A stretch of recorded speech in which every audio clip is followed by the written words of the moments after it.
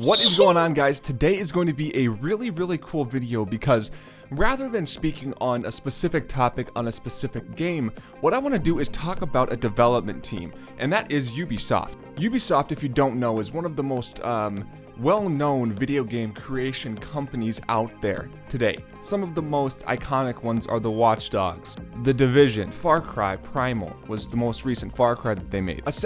Like all of the Assassin's Creed. As you can see, these game titles are some of the most popular ones out there today, and for good reason. Ubisoft makes some great games, but the question that I'm trying to answer here is, why do they always downgrade the graphics in their games? And what I mean by downgrade is when they show the game initially, the first premiere of the video game, showing you what they're creating at an E3 event or something like that, they will show this amazing, top-of-the-line, crazy game that's so revolutionary that you can't even believe your eyes, and then time goes on, and as time goes on, closer to the release date, the graphics start to diminish a little bit with the new footage that they're releasing. Case in point, the most recent one that people are complaining about is Ghost Recon Wildlands. Now, I've been talking about Ghost Recon Wildlands on this channel for the past 2 weeks or so, just simply because I've been so into that game. I'm into the news that's coming out about it, and I really can't wait for one of the best games that I think is going to come out in 2017 is going to be Ghost Recon Wildlands. But people are saying that they are really seeing the common Ubisoft trend of downgrading graphics as time goes on. And you can see from screenshots that that is definitely the case. If you're not really nitpicky about video games, you aren't going to be able to really tell right away.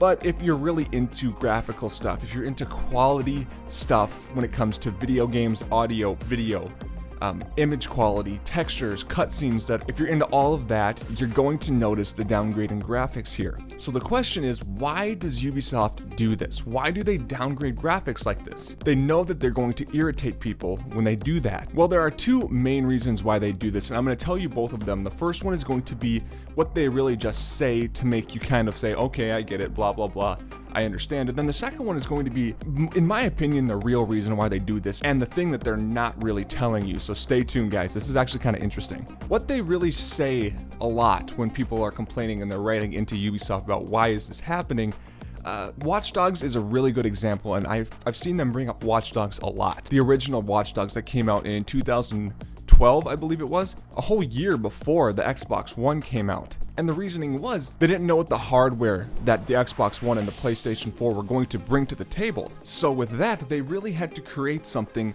that was going to really fit the Xbox 360, the PlayStation 3, and then kind of do their best to convert that to the PlayStation 4 and the Xbox One and really utilize the hardware in these consoles. But you might be telling yourself, Jason, why was the original release footage of Watch Dogs so amazing? And the reason for that is because when they make those, they make a specific item that is separate from what a lot of the other games that they're releasing. Initially, they're not going to say this is played on PlayStation 4 or this is played on Xbox One. What they're going to show you is just an image of somebody playing a game.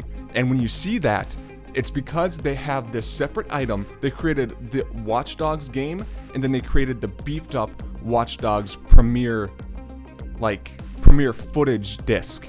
And what they do with that is they are going to put it into a super beefed up, overpowered PC, and they're going to play it, and they are going to enhance graphics here and here. They're going to make the shadows better. They're going to make all of these graphical anomalies come to life, but only on a PC that's going to cost you $6,000. And so when they show you that initial footage, and then when you see that, you're going to be like, wow, I can play this on the PlayStation 4, and it's going to be great.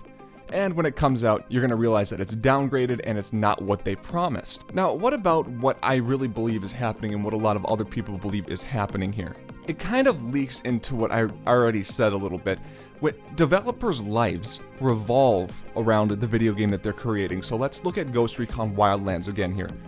Ghost Recon Wildlands, the developers, their entire existence at this point is based around Ghost Recon Wildlands until it's released, and then they move on to the next thing. Because of that, when they have the opportunity to be able to show something that is at the peak of their ability, the most elite version of what they're creating, they're going to show you that most elite version right away at least. And when time goes on and they're like, you know, this, what we showed earlier on, is not going to hold up with what these consoles or even what normal PCs are going to push out. They're not going to be able to support this.